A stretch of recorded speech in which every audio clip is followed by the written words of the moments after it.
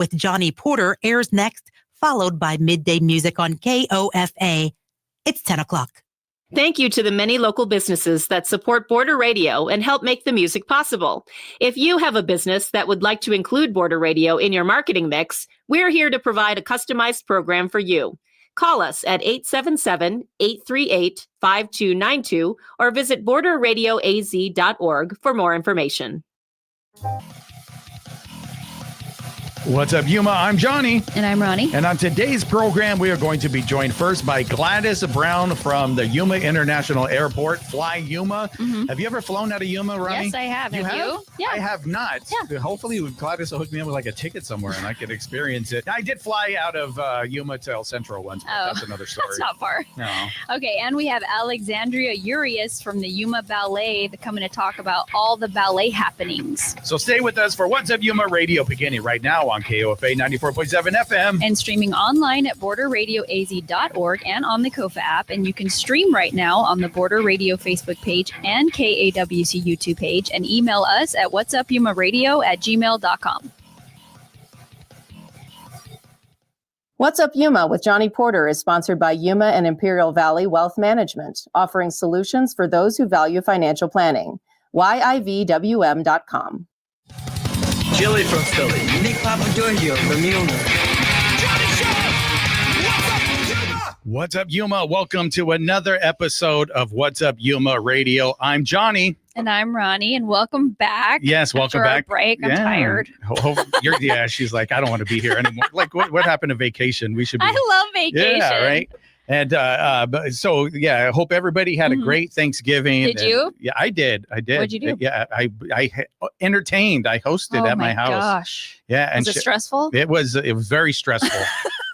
And I'm pretty meticulous, so I was like trying to get everything looking good and perfect and everything. Everybody happy. And I had enough food, so I had a turkey, a ham, and a roast. Wow. Yeah. The trio. There's so much food. There was so much food. We went to the Hills Gastropub. Oh, you did? They have a Thanksgiving meal. You kind of mentioned that you're not big on Thanksgiving. No, I don't like to host. I know that's not a strong suit for me. Yeah. I'm like, get your own water. So, yes. So that's what you told your waitress. Go get my water.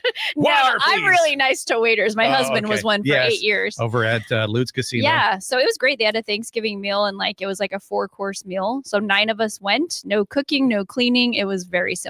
I loved it. Well, thank God my sisters helped me clean before they left. So that's usually a rule at my house. If you're going to come, you're going to help clean. And so they did a great job. Shout out to Jennifer, Bethany, and Good job, Tina, guys. and Ashley Furniture for all the furniture and everything. I got a video about that coming out today. Nice. So they helped me after the flood. But we are here joined now by Gladys Brown from Yuma International Airport and Fly Yuma. So we like to get to know our guests, but first tell everybody exactly what you do there. Do you fly the planes or? Are you a pilot? Are you a pilot? No, I'm not. Okay. Believe me, they try. They try a lot, but there's a lot of analytical portion of me that doesn't allow that. You are an engineer, I found out, so you can drive a train. No, I'm just joking. I'm like, what? No, never mind. That was a bad joke. It's an engineman on a ship. But no, so but what do you do exactly for the airport? So I'm the airport director. So typically in that position, it's kind of a combo of administration, operations, business development, commercial air service, and of course, kind of lease management, really looking at the overall kind of 2 airfields that we have between Yuma and Raleigh over in San Luis. So we have 2 airports. One's just a GA reliever, kind of helps with pilot training, very secluded in the city of San Luis. And then we've got the larger airport, which is here in the city. And I always tell folks it's international because we clear private planes and we clear non-scheduled. Gotcha. You know what I mean? I was thinking about that when I was preparing for this. Like, where's the international part? Because mostly you just fly to Phoenix, right? Phoenix and Dallas. I think the biggest thing is that we've got planes that come in and out that clear from Mexico or other parts. They'll stop here before they go in. So usually, typically, those who are LA bound will stop here or Calexico. They have a choice between the two.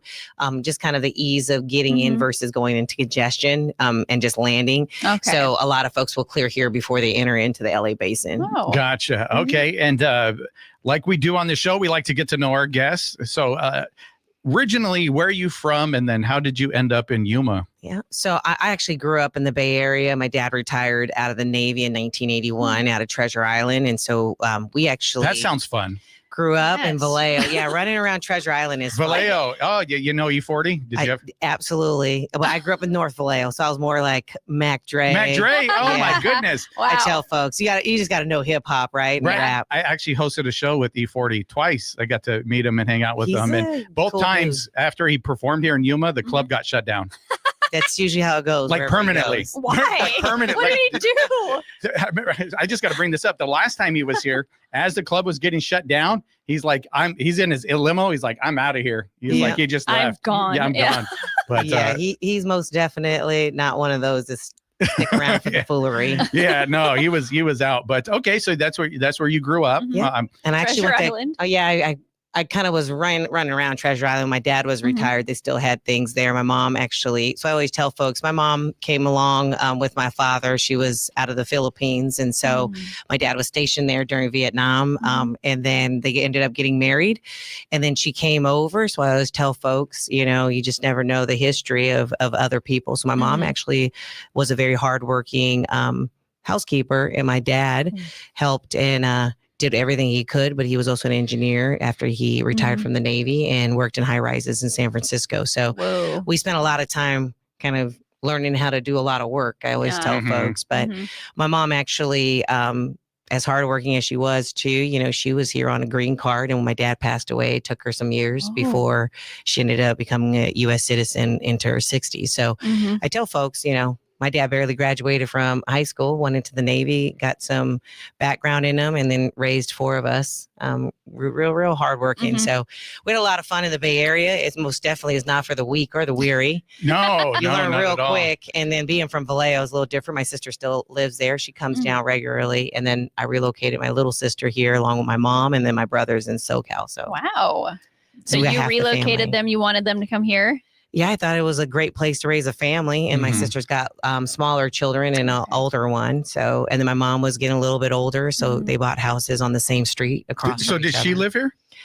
No, nobody did. I came Nobody here by, did. You by- okay. I came by the way of the Marine Corps. So my first husband and I, this was his first duty station. And then he ended up retiring out of here. And even after divorce, we both live usually within a mile of each other for our children. And we both decided to stay because it's a great place to be. Yeah. And there's a lot of work to do, right? And he's retired. So he just enjoys and goes where he needs to go. Oh, that's fun. Yeah. And you had mentioned your mom's from the Philippines, and we were talking off air about your name because we have a Gladys tomorrow, not a very common name anymore.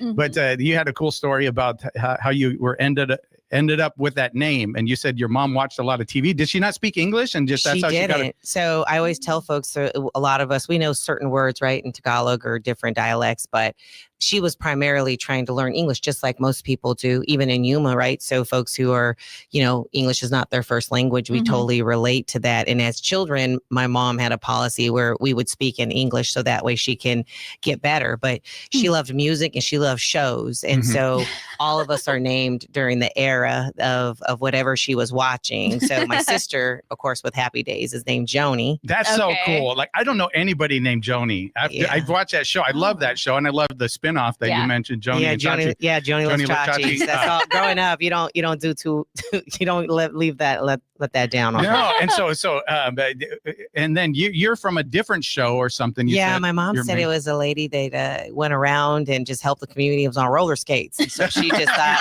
You're like, I don't even Gladys on know who it roller is. skates. Yeah. Gladys on roller skates, Gladys on roller skates.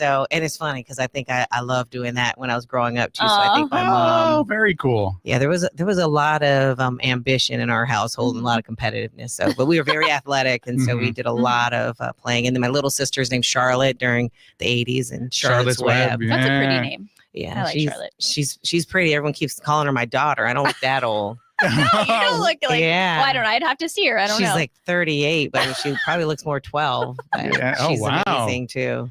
Yeah. So you said it ended up here because your husband was stationed here at the time. Your husband at the time. What did you think of Yuma when you first got here? Well, that was before, just so everybody kind of keeps it in retrospect here, right? It was about 22 years ago that Yuma Palms wasn't built yet. Mhm. Oh yeah. Well, we're both born here, so like, Yeah, so you remember? it was like one road when I was little. 4th Ave was the place to be. Yeah. Now Yeah. it's like huge. I think I first of all asked where were we going. I knew that we were going to be on the West Coast. You're like but it's- Yuma. Yeah, and then he's like, make these 3 places touch. And I was like, you gotta be kidding me. And when I did, I was like, no way, it's on a globe. Like it actually is on globes, right? And so just because it's a very historical place of being, right? So when I got here, I just was thinking, man, what do we do when we get here? Especially I only had 1 kid, no friends, and he was 6 months old. But it was during the winter, so I got fooled. Oh yeah, that's what happens. Came in December. You're like, this is great. If you come here then, so at least you're like nothing to do here, but at least the weather's not horrible. 6 months later, just wait.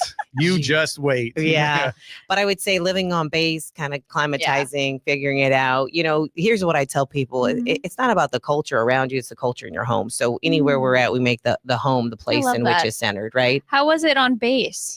Oh, I mean, you have resources and people. Yeah, you got the same kind of. I don't think I've ever been, and I have so many friends that live on base, and I've never been. I know. I just need to sneak in. It's a different. Well, you don't sneak in on base. No, don't. I don't think there's no sneaking. I can't get in the trunk. Yeah.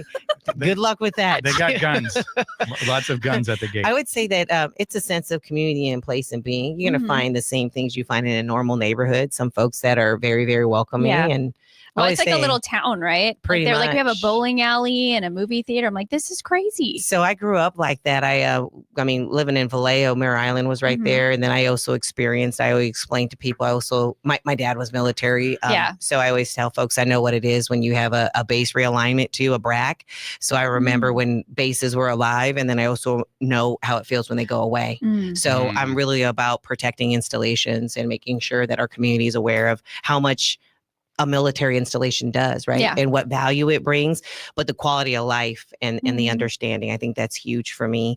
My dad was in the Navy. My ex-husband is a retired Marine. You know, all my uncles were all retired Navy. My brother was in the Navy. I went to a Merchant Marine Academy. I mean, it's just one of those you just learn and you appreciate. But the biggest thing is the value in community and public service. I think that's huge for us and being a part of the community. Absolutely. So then you're here for a while. We finally get a mall.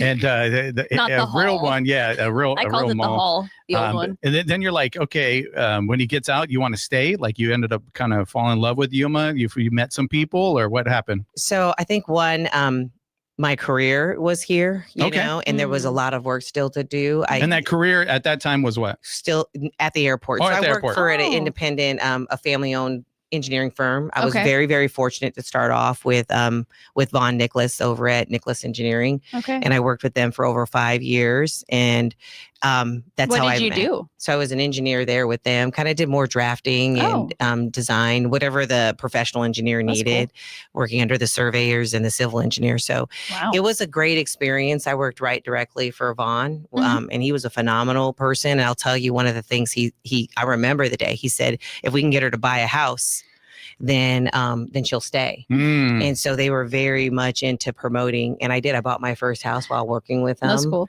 And it was really nice. One of the other engineers actually even helped with just the offset. I mean, my husband was a Lance Corporal, right? You know, and that the pay grade in there is not very great. We've got multiple children. I was pregnant, and one of the engineers actually helped put a little bit of escrow money for me. Oh, nice. They're like, don't leave. They really wanted to they keep really you. wanted you They to saw stay. something. I mean, at that time, escrow wasn't too bad. Now these days, I think people got to cash in a lot more than just a little bit, right? But, you know, when I got it together, I was able to give back what they helped contribute to. But just kind of shows you that this community really wants to retain those professionals and be here. And so even after divorce, you know, there's no doubt that life changes and things happen. I got real sick at one time, and people just stepped up and really tried to help and do all they can for me and my family, including my extended family, even my ex-husband. I think we all still stand extremely united together. I think that's a huge part. I always tell people life changes. It doesn't mean that you have to isolate and seclude. I think you just work through those adversities and remember it's a blessing, right? We've got children and these children need a mirror positive, healthy relationships. And so we work through that even in work environments, right? You don't always love your coworkers, but there's no doubt you're a team. And so you need to figure out what makes you special. Absolutely. That's a huge part for us. So we're going to take a quick break and we're going to find out how you went from being an engineer to the director at the airport and what you think about the airport. We're going to do that. And we're going to learn about the airport because we learned a little bit as soon as you showed up here. I learned a lot about renting and things. Yeah. So we're going to maybe some misconceptions. Yeah. We're going to be able to answer some of those. We're going to do that after a quick break. You're listening to What's Up Yuma Radio right here on 94.7 KOFA Border Radio.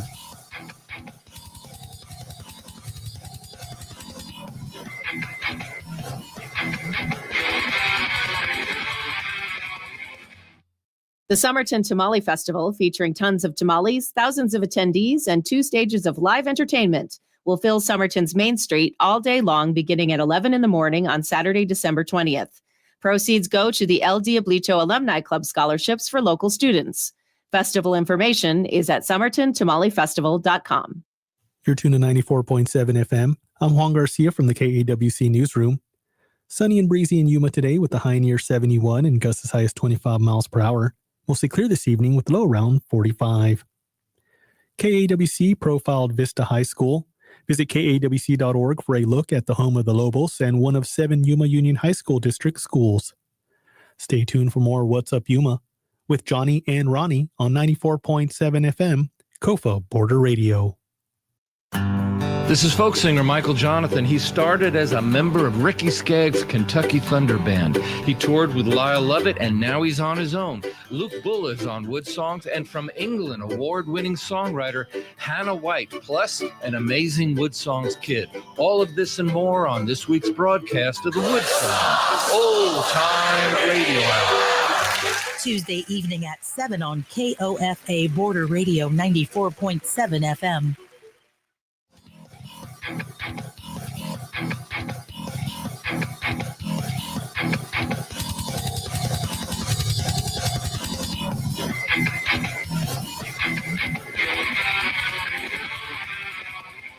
What's up, Yuma? Welcome back to What's Up Yuma Radio. We're here talking to Gladys Brown from the Yuma International Airport, and we found out that she was an engineer originally, and they really wanted to keep her, so they helped her find a house, and she found the house, but she left anyway, and we're going to find out why she did that and how she ended up at the airport. So what's your story? So I say I transitioned, right? There you go. Okay. I didn't leave. I didn't leave. Okay, so I'll tell you the okay. story on that one is only because the airport was one of our clients. Oh, and okay. I felt like it was during the 2008 era in which the market, especially for construction and new builds, took a little bit of a dive along with the oil pricing, which went up 3 times in the barrel cost for crude oil. So that always drives the market. And so I actually went to the owner of the company and sat him down and was very transparent. And I did say, kind of remove the fact that I do everything with you, and said, if I was your daughter and I had this offer, what would you tell your daughter? And he said, you got to give it a go. Right. And so I got his blessing. I didn't just leave. Because I will tell you that they did a lot for my family, especially during the time that, I was having children. I was on bed rest. Like they literally took care of me and my family. So if he had told me and asked me to stay, there's no doubt that I would have honored that. But kind of the way you approached it, right? And it kind of made sense. What would you tell your daughter? That's pretty cool that you approach it that way and that you had that relationship with him to be able to say, go get it. So that's the hard part, is the go get it part, right? So this was one of our clients. I was asking for a reference letter. I didn't know that morning that their ops director had just resigned. And so he had me come over. The airport director at that time had me come over for lunch. And then within 12 hours, I had an offer on the table, but it was conditional in 24 hours. And I had to put in a 3-day transition. So that was the other portion I had to explain. They asked a lot real fast. They did, but you know what? It's all about timing. All my jobs were at a conclusion point. I was able to transition. Most of them were closing out. So it was almost the timing was good. So I always say, trust the timing of your life. Yeah, but I will trust it. I will say, though, it was very challenging. So I came in as the ops director. So the people who trained me still actually work there. So 2 of the 2 that trained me, now one is the operations director now, and the other one is still one of our senior specialists down in operations. So they are all still there, which is pretty magnificent. So I went from there, and then temporarily they opened up a deputy position because they knew eventually my boss would retire. And the whole reason I asked them to come on was only if I knew that the succession was there. They did go out nationally. What they did though, from our board side, is they did a blind candidacy. So that means they took away, because we have such a small community, and one of the folks interviewing was a very prominent leader in the community, and so they felt that you want to base it wholly and solely off of qualifications and not just about the relational portion of it, right? Yep. And what feels familiar. So I always tell folks, sometimes you get your start in different ways, and that was a way in which you see more these days, because it actually goes strictly off of qualifications, Yeah. you know, and not Who you know. right? And I mean, and the other persons and some of the people on there knew a lot of people, including the majority of my panel. So now you're bringing back to memory when this happened. I remember when this happened now, and I think I remember who was the person that was trying to get the job as well. So that's it. We won't talk about it on air or anything, but yeah, wow. Okay, flashback. Way over my head. Yeah, Like I'm lost. yeah. So what does the operations do when you first got there? What do you So handle? the operations team here is pretty unique, because they are not just the guys that do badging or in the sterile or the screening area. They also are surface checkers. They do the security. They also do all of the inspections there. And they also keep our certification. So people don't realize this, to fly a commercial air service airport, you actually have to be inspected annually, and you have a very rigorous inspection that happens over 2 days long, and they go over everything. So like they come here and check our airport. Is that what you're saying? Oh, okay. yeah, they and do you're everything. like walking with them, doing all that stuff? Night, day, all the documents. So it gets really intense. And then in the deputy position, like I said, they kind of opened it back up so I can learn the administrative portion of it and transition in hopes that I would end up being able to succeed.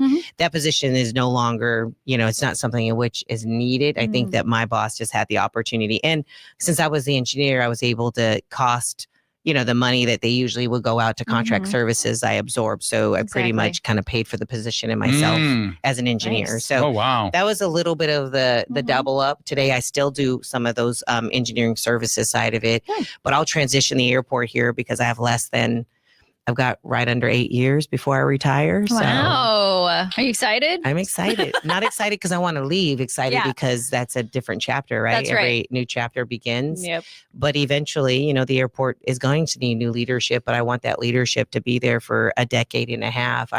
As it stands right now, I am the longest airport director seated in the history of the authority. Very cool. Which is going on, and as everybody knows, 60 years this December.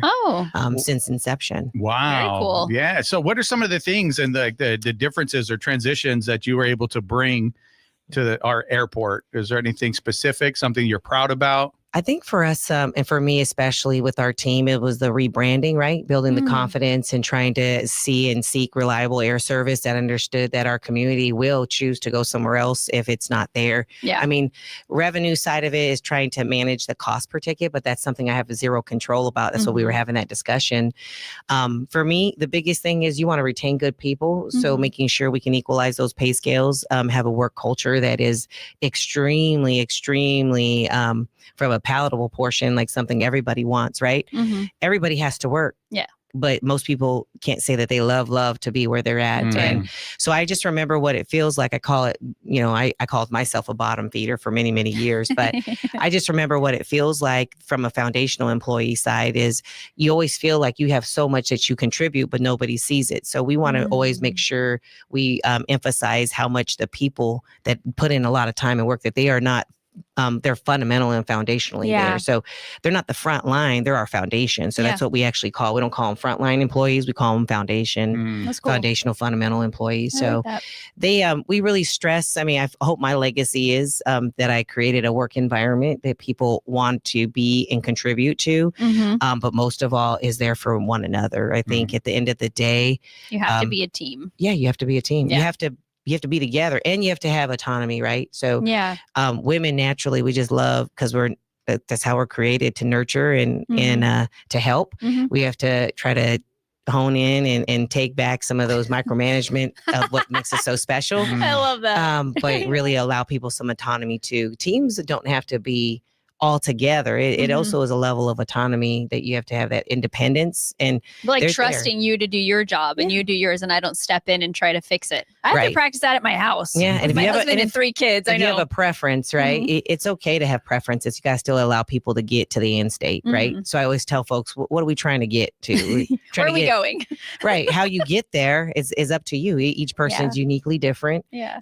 We just want to make sure we provide the tools. I think for me, the other thing is a lot more community awareness. I hope that that's what people take away from my tenure and time. I really am pretty much approachable any and everywhere. My kids, no doubt, notice that it stays with me. I think my friends in the industry asked me, if you were to leave, what would you do? And I said, what do you mean? They said, you would have no clothes to wear because everything you wear has Fly Yuma. I'd go shopping. That's what I would. You're going to shop with your retirement money. I don't mind. I tell folks, I do love where I'm at. I do have some things that are not branded, but there's no doubt that everything from basic workout wear to cocktail dresses. Like, what are you going to do with all your clothes? That is what they said. So you culture big.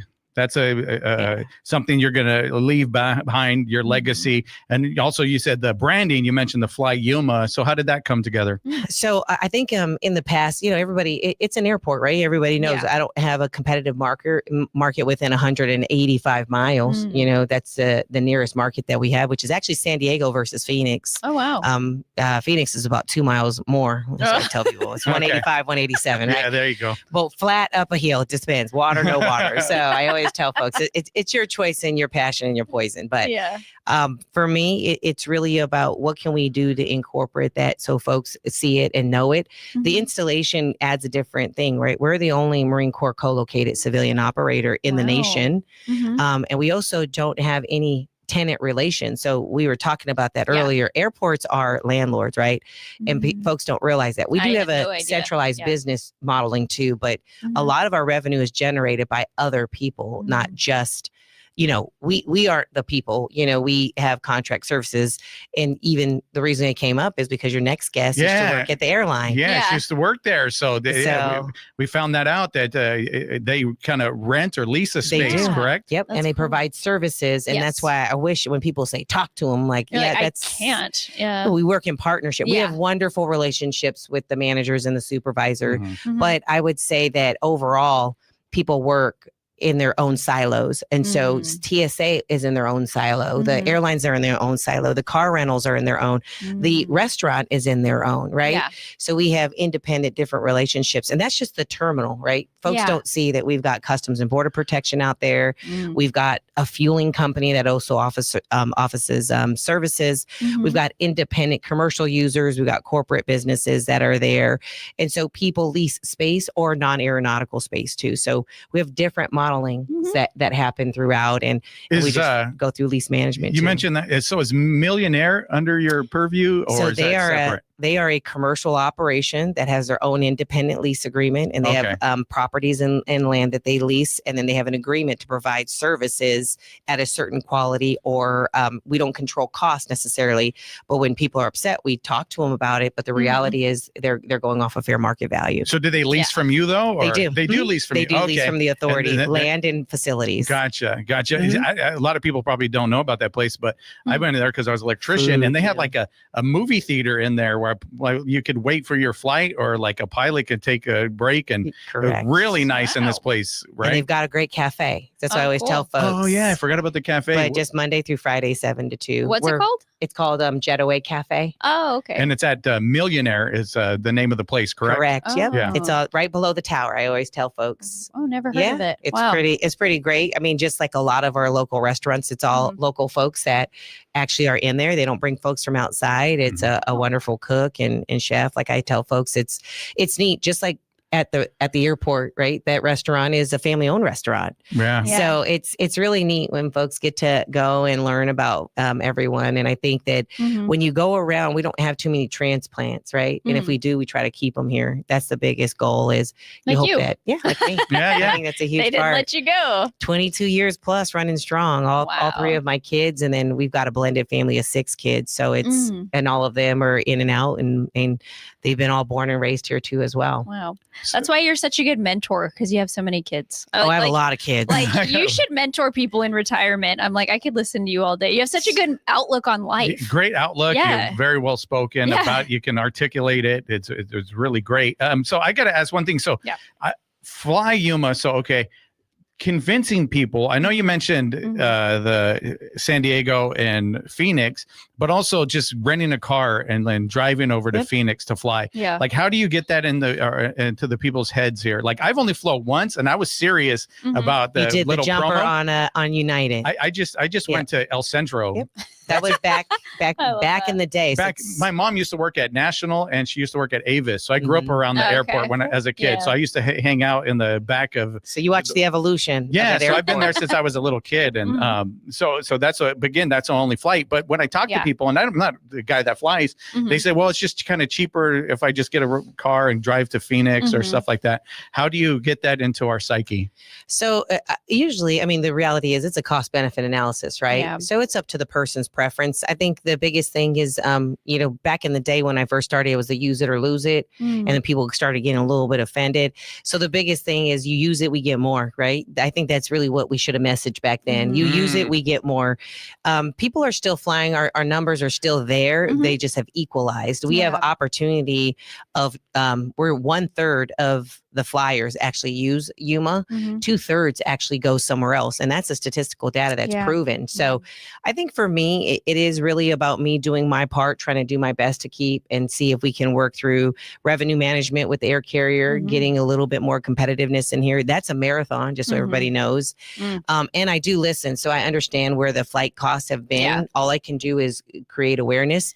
Interesting enough, I just found out that all of the revenue management for air carriers now are going to be ran through AI. Where before it used to be physical people kind of crunching numbers, looking at those statistical data. Now in these days, it's going to be an AI generated type of system. So what's that mean? It means that they're going to run all of the data across the nation for equivalencies of sizes and aircraft usage. And then they'll try to price it to be competitive. So I'm a convenience person. I would definitely fly out of Yuma. Like, I do not want to drive somewhere 2 hours, keep my car there for 5 days. Like, I'm a convenience person. So I love that we have an airport. And I think that that's the biggest thing is that for when it comes to business side, like usually you can kind of wrap that in. When it comes to leisure, it's just the convenience, right?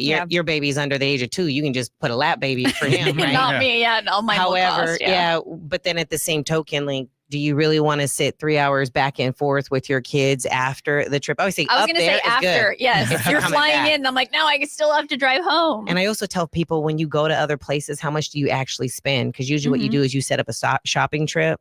You then go, well, the hotel, and then when you add in your time, but then the gas, and then coming back. So you end up spending the extra money in the other things that you end up packing into it. But then again, still and I'm a marketing guy. I've been marketing for a long time and in PR, but still getting that message across very simply and concisely still could be difficult. Like right here on the show, like it totally makes sense, right? Exactly. But then to be able to communicate that consistently to where it's again in somebody's psyche where it's like, of course I'm going to fly out. What are you talking about? Like, and to build that again, a culture outside of the airport within the community that gets it. You just have to be accepting too, because the reality is for some, it is what it is, right? However, I'll give and take. If I can get you in business, I understand what you have to do in leisure. And then hopefully as business gets better, your leisure of that expendable income will be there. And so they'll know when they can choose. It's really tracking markets, educating people, going from there. At the end of the day, it's not my dollar to be spent, right? That's right. Yeah, you can't make you got, and that's the biggest thing in marketing is, we can tell everybody to buy a local. That's what we hope everybody does too. But nobody's watching them at night when they're up on their Amazon account getting those Cyber Monday deals, right? I know. That's the sad what's part. happening today. So I just say, but at the same token, I know. They actually have those same deals. If they go into the store, they work through that and they get it immediate. It's one of those, you got to like just help to be consistent. Well, you've convinced me. Good I'm flying out of Yuma for it's very the rest hard of my to life. convince Ronnie of anything. So like you're doing Ask my great. husband. I do think it's cool that you got brewers in there now. Yeah, like you that's said, neat. locally owned. He's right here in the community. The owner Very involved. very involved. So anything for the future, anything you're looking towards, any like maybe surprises Projects, or goals yes. before So, we leave? I would say, one, there's no doubt I'm taking a different spin this next 3 years. I hired a wonderful consultant to help us with air service development. I'm hoping on the horizon we get some fun things that people have asked for with a different carrier, less than daily, not seasonal, because we believe we can do it all year round. If I not pressure people, you pick the right location, we'll get it. But I've got a great airline consultant I signed with a contract last month. Okay. We're hoping we just are working through another land development with a large developer that's out of Mesa, who's going to come and hopefully we'll build some nice, huge facilities that will create more jobs and also incorporate some of the mission of our installations. And then also for me, it's just getting folks to come and enjoy what you just described. Like, Exactly. you know, come over to your birthday party or your celebration, come and watch the game or rent your car, which is open all day long. I tell folks, and you can drop off and pick up and what more we can do. So I think for us, it is about consistency. Yeah. And it's huge. I just got to say one thing. So High Tanks Brewing Company, they're going to get into brewers, their local company out of Welton. And they're so excited because I guess it's a big deal to have your tap inside of an airport. Yes. Just that alone got them really excited. They're like, we're going to have a tap inside of an airport here pretty soon. So that created excitement just within that small local business out of Welton. So that was I was like, oh, wow. I was like, no, that's a big deal. You get a tap in the airport, you've kind of made it. And I was like, oh, cool. So that was some good news from them. So thank you so much for being with us and explaining everything. If anybody can get those tasks completed, it's definitely you. And I look forward to seeing everything that you do at the airport. Well, I appreciate you guys bringing me on. Sorry, it took me a second. I always tell folks if they ever have questions or comments, I say it's like kinder. There's usually not a comment. I mean, a question. It's always a comment to me. But I would say that I always, compliment the teams that are there. Yeah. If you got a complaint, just come see me directly because You're my new mentor, though. they work hard. So I always tell folks this: people who are out there working, especially during the holiday, give some grace, be kind. Right. Yeah. And I know when you're traveling, be patient. Though nobody wants to be late and nobody wants to be delayed. So everything that you think is happening is for the safety. So just make sure folks understand anything that you go through in that screen. I'm the pat down girl, so I always get pat down. Just treat it like a pre-massage. You just got a pre-massage. Just let me touch you. Just let them touch you. That's what I tell folks. But yeah, just give some grace during this holiday season and be patient. And you're never in a rush, right? Like everybody doesn't want to wait to die. So, you know what I mean? So just live in the moment. Let it go. Really let it go. Live in the moment. And remember, your bad day, you just made somebody's worse. But your real good day can make somebody's better. I love that. Yeah. Thank you so much again. We got to take a break and we'll be back with our next guest, Alexandria. Did I get that right? From Yuma Ballet. She's in the building right here. She's been watching the whole time, terrified, like, oh, I got to go next. Oh, no. But yes, you're going to go next after this quick break. You're listening to What's Up Yuma Radio right here on 94.7 KOFA Border Radio.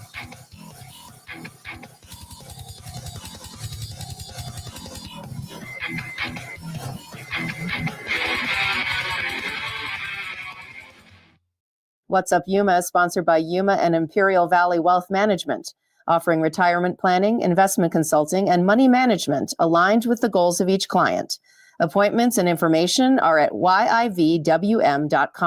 Investment advisory services offered through CWM LLC, an SEC registered investment advisor. Hi, Daryl Brogdon here, host of the Retro Cocktail Hour, inviting you to join me for the music that's always served up shaken, not stirred. Whether it's TV crime jazz or tiki tunes, space age bachelor pad music, swinging soundtracks, or other incredibly strange music, it's on the Retro Cocktail Hour. Saturday evening from 7 to 9 on Border Radio, KOFA. For KAWC News in Yuma, I'm Alexandria Rangel. The Church of Jesus Christ of Latter-day Saints released a new image showing what its planned temple for Yuma will look like and where it will be built. The rendering highlights a single-story temple surrounded by desert landscape. It'll be built on a nearly 7-acre site on the corner of East 36th Street and South 8 East Avenue. Diane Umpress, LDS member and communications director for LDS Yuma, says having the temple closer to home will benefit church members. So we have to travel 2.5 hours one way, either to San Diego or to Mesa to go to the temple. And then that's another 2.5 hours back. Think how exciting it is to know that you can get up and go to a temple in your own hometown. Arizona currently has 6 LDS temples. In addition to the Yuma one, the LDS Church is planning temples for Queen Creek and Flagstaff. For KAWC News, I'm Alexandra Rangel. KAWC invites you to Spirited Discussions at 5 p.m. Tuesday, December 9th at River City Grill. Join News Director Lou Gum in his final KAWC event as he moderates a conversation on local news with Cisco Stargazer and Alexandra Rangel, plus Alex Wakefield from the Arizona Media Association. More at kawc.org.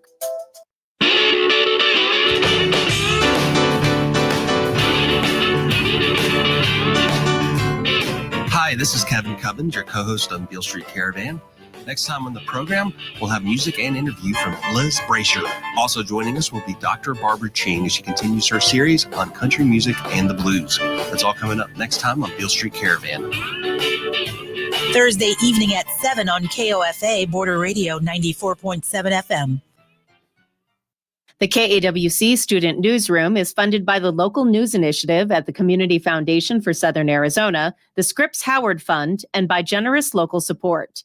Thank you for supporting the next generation of public media. Learn more about the project and hear stories from emerging journalists at kawc.org/student newsroom.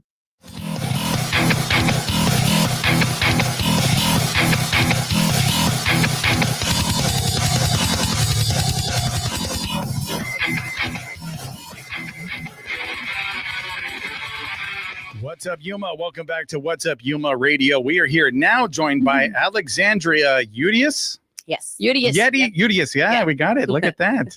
Very proud of myself. I only got it because I heard her say it. Yeah, we asked. Ago, like a we couple asked. minutes How ago. do you say your name? Yeah. So then you're from Yuma Ballet. Yes. Right. And so we like to get to know our guests here on the show. So your connection to Yuma, are you from here? Yes, I am born and raised. Born and raised in Blood. Yuma. All right. Very cool. Very cool. And how long have you been dancing? I have been dancing for 27 years and teaching for 12. Okay. 27 years. And where did you start dancing at? Here at Yuma Ballet Academy. So I'm with Ballet Yuma, which is the nonprofit. Okay. But the training school of Ballet Yuma is Yuma Ballet Academy. Okay. Gotcha. So, okay, say that one more time. Yeah, it's a little confusing. They are the same, but they're not the same. Yeah. So Yuma Ballet Academy is the business. Okay. That's the training school for Ballet Yuma. Now, do you teach there? Yes. Yes. Okay. I teach at Yuma Ballet Academy, Uh-huh. which was ran by Kathleen Sinclair and John Cristofori. John Cristofori has since passed Okay. the last few years, and Kathleen Sinclair just retired this summer. Whoa. So we have had a former alumna, Catherine Field. She was 4 years older than me. She also danced and graduated. She bought the business. Wow. And then another teacher that also raised both of us, Emma M.K. Kong, she became the artistic director. And Cool. and then I became the administrative assistant. And Wow. Lots of teacher. transitions So happening. lots of yeah. transitions, but basically everybody that took over is all alumni. Exactly. with Gotcha. I love Ballet that. Yuma. You kept it in-house. Yes. I And love so that. I know Kathleen, she always used to say that when her husband died, that she would just quit everything and finish her last year and then be done. But we had Catherine, come back and want to buy the business. And then Emma decided to take over as artistic director of Ballet Yuma, which is the nonprofit. So it is very confusing for Okay. people, but So there's like the business side and then there's the nonprofit side. Yes. Yeah. So the nonprofit side takes care of the Nutcracker, our spring performances, our shows for Peter and the Wolf that we take to students and schools. And then they go to, it used to be called Regional Dance of America, but that is now Ballet Alliance, which they go into the springtime. They go out of town somewhere. So this year they're going to be going to Reno, Nevada.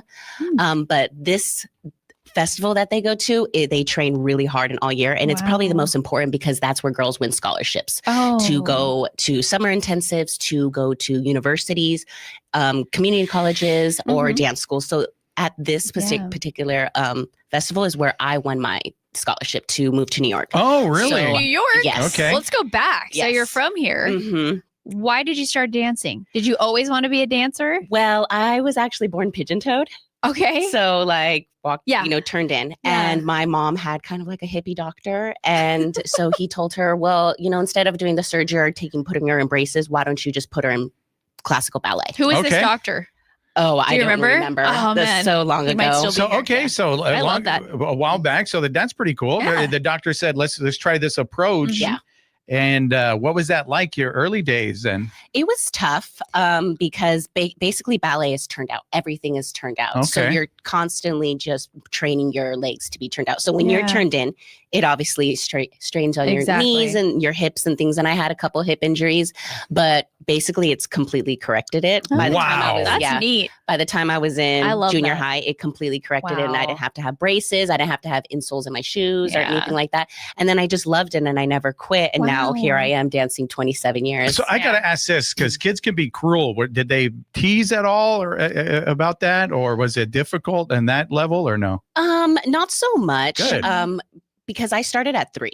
So basically I was already training in ballet before I started school. So almost by the time I started school, it was very not noticeable. Okay. Still there, it but was working still there. on it. Yeah. I noticed it more in ballet because there are certain girls that do just naturally are turned out. So then when you're just kind of comparing yourself, but then that's the thing with dance is you kind of have to learn to not constantly compare yourself. But it's just so easy when a girl has her leg next to her It looks ear perfect. and you're just like, looks perfect and just does everything so she's in a easily pretzel and you're like, I can't do that. and you can't do that. You have to I had to really work really, really hard. And, even now it's kind of funny because my students, and when I danced, they're just like, oh my gosh, you're just so perfect. You just do everything so amazing. And it's like, I worked 27 years for this. Yes, I worked really hard. John used to tell me, you're working like textbooks from school on your knees and hold them out. And I used to sleep like that. Oh my God. Yes. Wow, that is You some were dedication. I was going to say that. Definitely. To be at Ballet Yuma, you have to be dedicated. Our girls dance 6 days a week and sometimes 7. They come in on their own on Sundays after they go to church and things like that. And they come in and they work on their pieces that they're going to be setting for. They want to make this a career though. Yes. Like they want to do what you did and go to New York. Yeah. So you danced. It helped fix your knees or your toes. So what was it like in high school? Is that when you got your scholarship? Like what happened? I had received a few scholarships from these festivals for summer intensive. So I went to the Joffrey Ballet School in, I want to say my freshman year or my sophomore year. And I actually had to miss the first month of school because in the East Coast, they start after Labor Day and we start here in August, August 1st or whatever the kids are rolling in school. So that's when my intensive started. So I actually had to miss the first month of school and to go to the Joffrey Ballet School in New York. Wow. And my dad went with me. And then I just was like, this is what I want. Like the big city, the Big Apple, when you you fell in love with it. I fell in love with it. And I was like, I want to go to New York. I want to go to New York. That's where I want to be. Yeah. We're going to take a break here in a minute, but Ronnie had mentioned something earlier off air about different dance. You also do different dance. You said you teach hip hop, like not there, but were you doing that young as well? Did you get into other forms of dance? No, our teacher was pretty strict about kind of staying within it. We did contemporary and stuff like that, but anything else, I didn't get into that until I left to New York and then started like Broadway musical, hip hop, other things. The only thing I didn't do was tap. So you were on Broadway? Well, we had Broadway musical teachers. Oh my goodness. This is neat. All right. So we're going to take a break and we're going to talk about what it was like to end up in New York and what you fell in love with. We're going to do that after a quick break. You're listening to What's Up Yuma Radio right here on 94.7 KOFA Border Radio.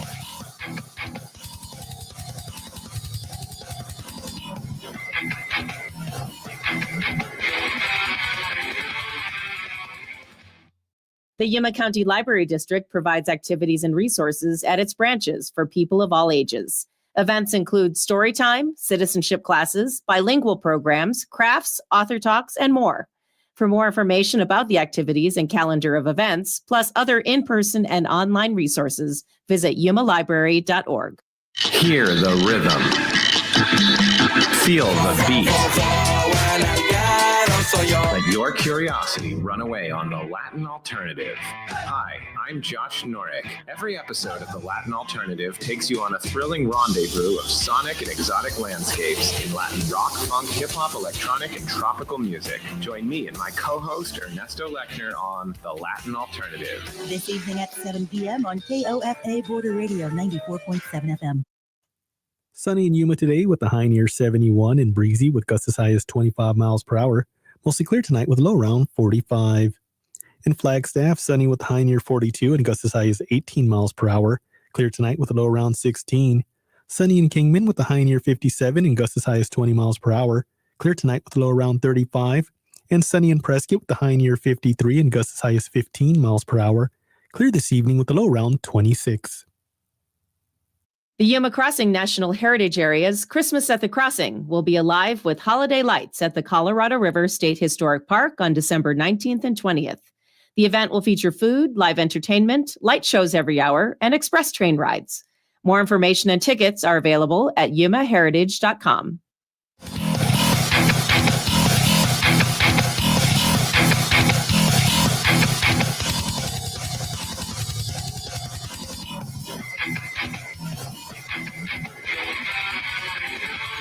What's up, Yuma? Welcome back to What's Up, Yuma Radio. We are here talking to Alexandria Urias. Yes. Very good. Okay, I just got to pause and kind of get it. Yeah, pretty good. You got it. And we're going to find out what was it like when she first got into New York, and how old were you when you first ended up there? And it must have been a culture shock because you said you're born and raised in Yuma, and I know there's a difference. Am I wrong? Oh, there's a huge difference. It's not the desert over there. Day and night, basically. My first winter was cold there, but I moved there when I was 18, a week after I graduated high school. You're like, I'm out. Yeah. I'm out. Yeah. You said, let's go. Okay. So I graduated from Yuma High in 2013, and a week later, I was in New York City. Wow. So yeah, my And you parents. said your parents were upset. They crying, were crying. begging you They to were stay. so scared for me because I was but I was so just bright-eyed and like, Yeah, I'm okay. ready Ready to for go. this. And I was not scared. I So was you not got scared. there, you're I love not that. scared, you're bright-eyed. Was that like welcoming when you got there? What was it like? Was it difficult? It was when the winter came. Oh, okay. 'Cause So you're- so the actual temperature made a difference. Yes, because it's so gloomy and dark there. And when you come from the sunniest place On in the Earth. world, Yeah. it just really like affects your mood. You Yeah. know, by the time it's like March, you're still having snowstorms, and you're like, okay, but in Arizona, This is sunny. yeah, right this now. is supposed Is to be that why sunny. like there's like in some of the popular culture that people are angry and mad Yep. when they get there Seasonal because it's green? depression. Yeah, all because they're sorts of stuff. Yes. yeah yelling outside of their balcony windows and stuff like Yes, that. Like, yes. okay, so there is some of that, but you're sunny. You're like, hey, Yeah. everything's good. You're like, what's and, wrong with this girl? and they're like, get out, or was it like? New Thank York you. is tough. Okay. It's just a tough, cutthroat. Mhm. People are not friendly and nice, but Mhm. if you have a mission and a goal, that's just what you focus on. Wow. That's what You people know? are really in New York for. Yeah, They're but there to I know get their because I careers. always I went to school, but I always had to have jobs. So I worked at Starbucks, and I worked actually Oh. in Macy's, the biggest Macy's in the world on 34th Street. Whoa. Yeah, So when I see the but I Thanksgiving know that parade, it brings Macy's, back yeah, exactly. Like that Wow. Macy's brings is back- iconic. Yeah, it brings back memories. You every like time I really see it. lived the New York Oh, experience. yeah, I you did. really did. But I was like the nicest customer service person. And I wasn't even that. I just, You were like, they're like- you were just average. Yeah, They're like, you're from Arizona, aren't yeah, you? but just the people there are just not like Yeah. that. You know, they Yeah. just don't have That's the what time we of all day. know by Yeah. now. Yeah. So, So you moved there. Mhm. You said you got an apartment, a studio. yes. How did you even find it? You just look online? No, my parents packed up into a U-Haul. We all went there and they Wow. helped me find an apartment and helped me co-sign on it. That was Very like cool. their way of like, okay, you Setting got the you off. scholarship. Yeah, Yeah. setting you up. This first year, you're That's going nice to of get, them. we'll pay your rent for the first year. Wow. And then after that, I was on my own. Okay. But I lived in New Jersey, technically, which a lot of people, it is actually a closer commute than Brooklyn or Queens or, Mhm. somewhere like that. So I only took 25 minutes. I had to get on the New Jersey Transit Mhm. and then get into the city. It took me into Madison Square Garden and then, which they called Penn Station.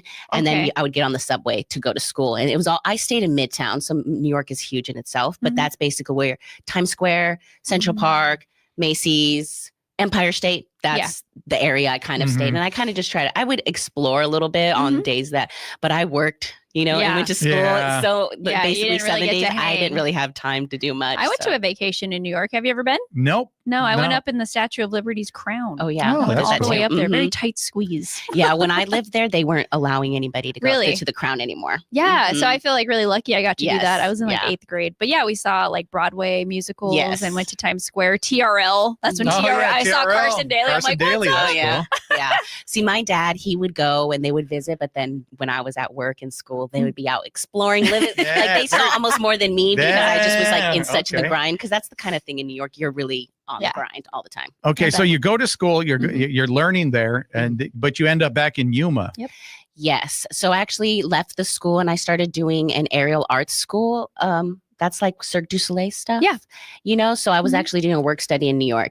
And then I found out I was pregnant. Yes. Oh, you're like, so surprise. Surprise. I was not expecting that. So it just, New York is not a place to raise a baby. Yeah. You know, have a baby. And I was by myself, And really. Your parents are here. Yeah. So I came back, had the baby, and then I actually moved to Charlotte, North Carolina, and started dancing and teaching at competition studios there. So I danced, taught, worked basically there for about a year and a half. Did not like the East Coast, didn't like the South. I didn't like, you know, I've never been. Another culture shock, but and it was okay. People were nice, but it just was too slow paced for me. Okay. So I moved back, and that's when I started working at the airlines and teaching back at Ballet Yuma. So we had Gladys on earlier, and I was like, I know her. But yes. What year was that when you came back? That was in 2017. 2017, okay. Yes. And then I was going back and forth to Scottsdale and here teaching at competition studios. And then I just kind of got sick of the drive. And it paid really good money in Scottsdale, but I was like, I don't want to keep driving. And then I got the job at the airport. I was like, I'm just going to stay here and teach. So I've always been teaching and dancing, but as much as I love teaching and dancing, the arts don't pay you. That's like what you want. So you always have to have a job. So I kind of always tell that to girls. Like it's very rare to just get this amazing contract. Like you start out of the blue. Out of the blue. It's so rare, you know, and and even then it's you're not going to get paid a lot. Like even like Misty Copeland from, you know, ABT. She's like one of the most famous ballerinas. She's just like retired, but she wasn't making that much. She got most of her money from sponsors like Nike. Yeah, you got to figure. You know, I'm an artist. I come from the hip hop world, and that's how you make money. Your merch, like you sell your merchandise, or like you get sponsorships. You have to find other ways to make it because you don't make it off of the music you sell at all. No. Like at all. Most of that stuff goes actually in the music industry goes back to the record label. Yes, but so you're working at a separate job here as well now. No. So I actually left the airlines. This was like during COVID. And then the airlines kind of shut. Like, well, they put me on leave. Then I was on leave for the academy. So then I just decided up and moved to LA. Whoa. With my boyfriend at the time. Lived there. And then I just moved back 1 year ago. So you've only been back recently. I've only been back recently. Gotcha. And I really kind of, ever since I came back, I kind of just came back to the academy during Nutcracker. And I was like, hey, I need a job. And like, you're hired. And you're hired. And it kind of just like, you know, you were saying like timing of your life is everything, you know? And sometimes you like feel really lost and like, what is going on? And because I was in a really bad domestic violence situation in LA. So I kind of escaped back to Yuma. Gotcha. It was just safer. I kind of had to make that grown-up decision of, hey, this is not safe for you to live out here. Your life is in danger. So you have people and that love you in Yuma, come home. And ever since I've come home, I've just, you know, really taken a new take on Yuma. I'm I'm really like, you made good out of a bad situation. Yes. And so I'm now kind of not planning on moving. I'm planning on just like really trying to working with my own community and build up the community as much as possible. Absolutely. That's great. So, and one of the things that you mentioned, the Nutcracker. So it's that time of the year. So are you guys working on that right now? And yes, we are. I'm like overwhelmed. Oh, okay. Did you see our faces? Yes. We it's in 2 weeks. We just had our sugar plum tea on Saturday to kind of get our promo for the Nutcracker and stuff. But this is the first year we are actually all of us. We got a very generous donor to help us have a sensory friendly performance. So what's that? So a sensory friendly performance is basically for neurodiverse audience members. So kids with special needs, basically. So this performance doesn't have the auditorium lights like off. They're going to be on the whole time. It's general seating, and it doesn't have the full show because we can't pay the like guest artists to have like that longer period of time. So it's like a school show, what we would do. And then we have like a quiet room like dedicated for them if kids get overwhelmed with fidget toys and things like that.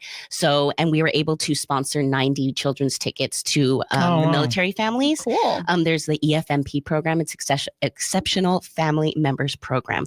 So that basically is the Marines that have family members and kids that, you know, are part of this audience, you know? So we decided that we had 90 tickets. Who can they go to?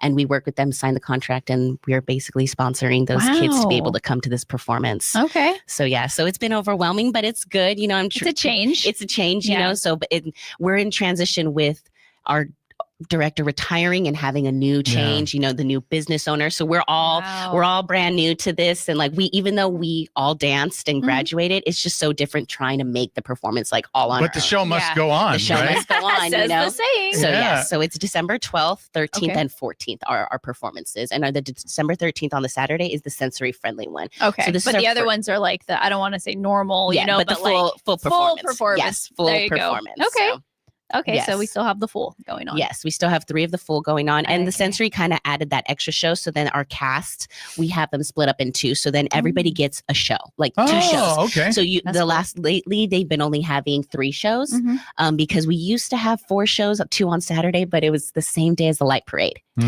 as you can see, like there The was competition, the with that. competition. And then there was a lot of kids that were in the performance, parade, but too. also in the parade. Yeah. So you know, we got to go, but how do people get tickets and find out more? they can go to balletyuma.org for tickets. You can also email me at admin-assistant@balletyuma.org. Well, And Instagram or Facebook or anything? Yes, or? they have Instagram, Facebook, all that stuff. Just Ballet Yuma. Ballet Okay, Yuma. Ballet Yuma. Yes. All right, well, thank you. Yes, thank you so much I really for coming appreciate you on. guys having me on. I appreciate you too, and we'll be looking forward to the Nutcracker. Thank And you. with that, What's Up Yuma Radio is a production of KAWC Colorado River Public Media. We broadcast from the studios in the Matador Activity Center at Arizona Western College in Yuma. We want to thank our engineer, Talon Gonzalez, along with Anthony Arnales, Juan Garcia, and Dave Reed. And you can find out more about KAWC at kawc.org, on Facebook at KAWC Radio, and on the KAWC app. And stay tuned following our program for KOFA Midday Music. And coming up tomorrow, we have another Gladys and Laura from the AWC Foundation. They're going to talk about what's going on here at the end of the year at AWC, as well as author Alan Grimes. We're going to talk about how he became an author. And you can listen to the podcast version at kawc.org/podcast/What's Up Yuma Radio, and email us at whatsupyumaradio@gmail.com. All right. Thank you again. Hope everything calms down and the performance goes off Yes. without a hitch. Yes. Good luck. Thank you so much. What's Up Yuma with Johnny Porter is sponsored by Yuma and Imperial Valley Wealth Management, offering solutions for those who value financial planning. YIVWM.com. Broadcasting from Yuma campus of Arizona Western College for more than 55 years, this is Border Radio, 94.7 FM, KOFA Yuma. We also broadcast at 1320 AM in Yuma at kawc.org and on the KOFA app.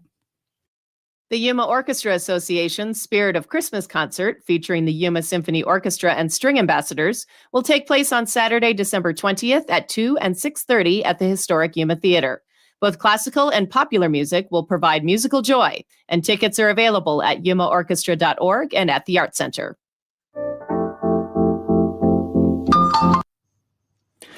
BBC News, I'm John Shea. The World